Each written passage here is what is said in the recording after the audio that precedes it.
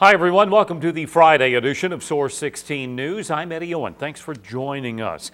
Topping our news, the Christian County Grand Jury today indicted a Hopkinsville man for the highly publicized kidnapping and murder of a local woman who was found dead on the side of Christian Quarry Road.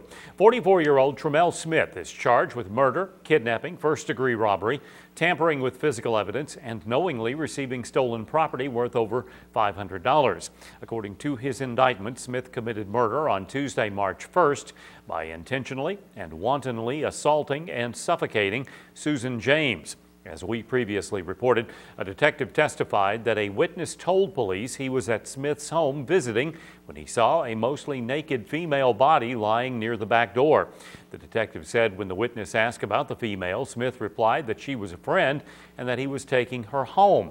He then reportedly saw Smith place the body into her Ford Explorer. Smith is currently lodged in the Christian County Jail on a $1 million bond. Meanwhile, one of 5 Hopkinsville men charged in the July 2009 beating death of a local man was also indicted by the Christian County Grand Jury today. Cortez Lynch of West 18th Street was indicted for participating in the murder of John Lyle on West 15th Street. According to his indictment, Lynch is currently being represented by Ben Fletcher after his former attorney, Donald Moorhead, removed himself from the case after he was disbarred by the Kentucky Bar Association for not renewing his bar license.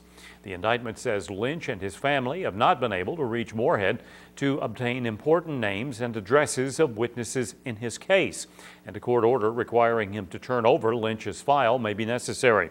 Meanwhile, 2 of Lynch's co-defendants, Jeremy Denson and LaKegel Kendrick, have pled guilty to their roles in the murder. 2 other co-defendants, Tavian Spencer and Jermon Childs, have not been tried for their part in the murder of Lyle, and both have a trial date set for May 2nd. 43 Christian County residents were arrested in a drug roundup yesterday. The Hopkinsville Police Department and the Pennyrile Narcotics Task Force conducted warrant sweeps based on an accumulation of drug cases investigated by these agencies. Now, according to police, the joint effort yielded 43 warrant arrests with 47 warrants issued for a combined total of 92 drug charges of trafficking in marijuana less than 8 ounces, trafficking in a controlled substance, cocaine or drug unspecified, and possession of drug paraphernalia.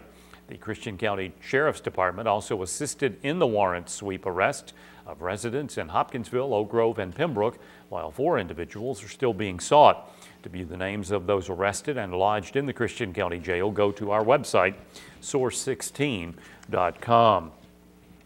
A Todd County woman was arrested earlier today for allegedly engaging in sexual acts with someone under the age of consent. 23-year-old Brenda Valentine of Guthrie was taken into custody at her Warren Avenue home for the alleged offenses that occurred between October and November of 2010 and included multiple victims. Valentine is accused of engaging in deviant sexual intercourse, having sexual intercourse and sexual contact with another person under the age of consent. She was lodged in the Todd County Detention Center on charges of second-degree sodomy, second-degree rape, first-degree sexual abuse, and 2 counts of first-degree sexual abuse, victim under 12 years of age. Well, the National Weather Service has determined that storm damage in the Bradshaw Road area of Christian County on Monday was caused by a tornado that touched down. Christian County Emergency Management Director Randy Graham told Source 16 it was an EF1 tornado that touched down around the area of Long Pond and Bradshaw Roads. As we reported Monday night, 2 barns were destroyed, a home was damaged, and trees were blown down or snapped. Weather spotters estimated on Monday the debris path was about a quarter of a mile wide. Meanwhile, Graham says officials are still working to determine if straight-line winds or a possible tornado caused damages in the area of Highway 117, the Herndon Oak Grove Road near Fort Campbell, where 2 160th Special Operations aviation hangars and 2 helicopters were reportedly destroyed, as well as some other damages. Well, city officials hosted their annual Identity Theft Prevention Shred Day at the Public Works Building today. We know just how sensitive this material can be, and we also know, unfortunately, how prevalent identity theft and other fraud issues have become. And so we want to give the public an opportunity twice a year, both in April and in October, to bring their materials here to have them disposed of securely and for free. About a dozen residents were waiting in line this morning for the shredder truck to pull up. Source 16 spoke to a couple of residents about the kinds of items that they were shredding today. I have just recently moved from my house where I had lived for 35 years, and I have all of these tax documents that we've accumulated over the 35 years, and they needed to be shredded.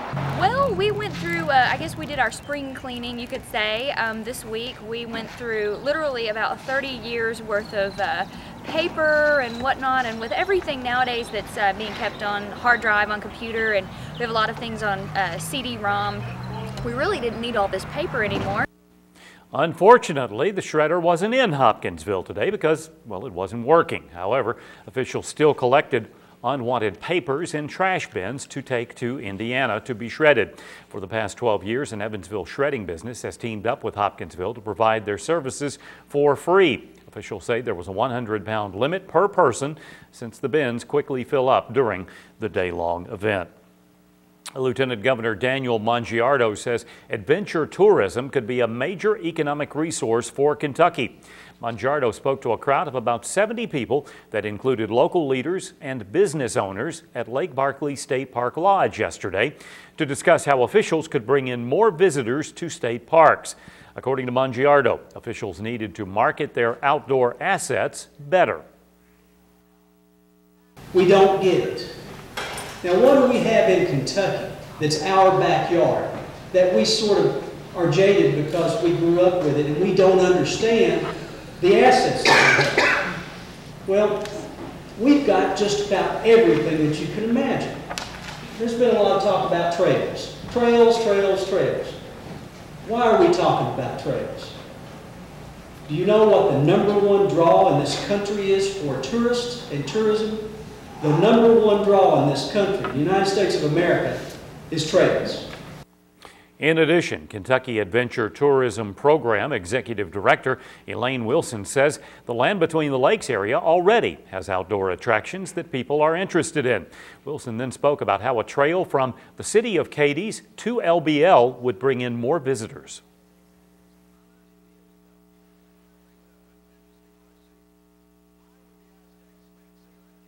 Tourism, you're providing services, and they will come and they will leave, but they will love Cadiz, especially if you figure out ways of bringing trees in the state park into your community and beyond.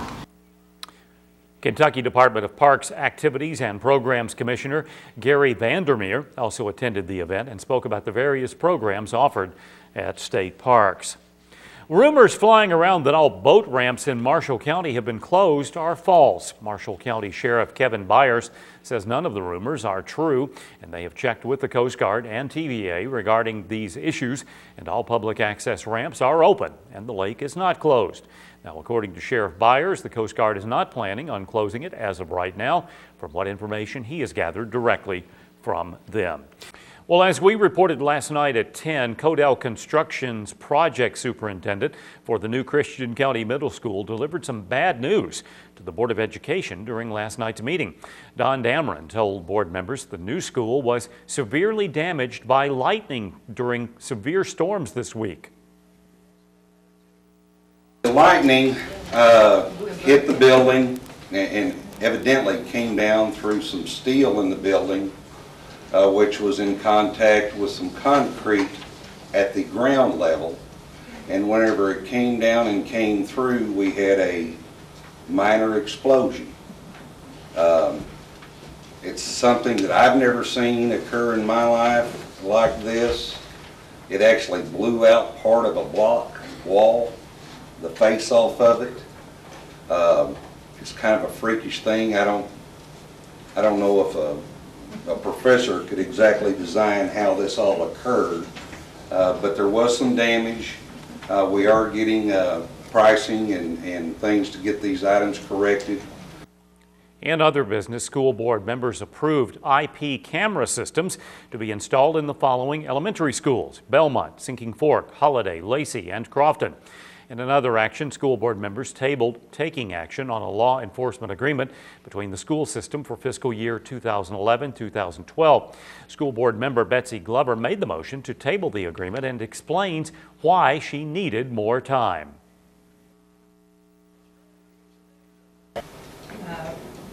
Mr. Bowe and I went to the meeting with Chief Howie and Mr. Watson and Sheriff Level, and they answered our questions. That wasn't a problem.